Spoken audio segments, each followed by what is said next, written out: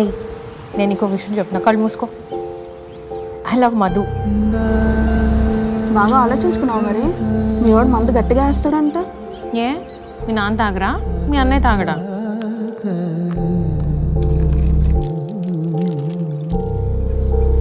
ఏ నాన్న, అసలు నాకు నీ నుంచి ఏం కావాలో తెలుసా? నా పక్కనే ఉండు, నేను చెప్పేది విను, నాతో మాట్లాడు. 20 ఏళ్ల క్రితం నెత్తి నోరు బాదుకున్న వినకుండా నేను మధుగారిని పెళ్లి చేసుకున్నాను. ఇప్పుడేమో వాడితోనే విడాకులు కావాలంటూ రోడ్లు ఎక్కాడు.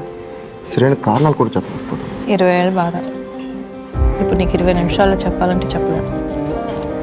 చెప్పే ఉద్దేశం కూడా లేదు. ఇలా కోపం వచ్చేస్తుందా? ఇలా ఒక మీద కోపం. ప్రేమ ఉంటేనే కదా అరిచేది. అంత అరిస్తే చెప్పు, ఎలా నా పడతాం.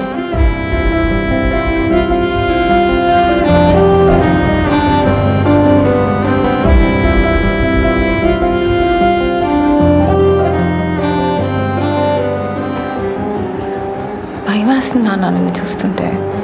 భయపడితే నా ప్రేమ, కోపం, కోరిక ఏదైనా దానికే చూపించాను. నచ్చలేదు, వెళ్ళిపోయింది. పోయిందండి, ఓపిక పోయింది. పోయాకే తెలిసింది ప్రేమకు కూడా ఓపిక ఉంటుందా.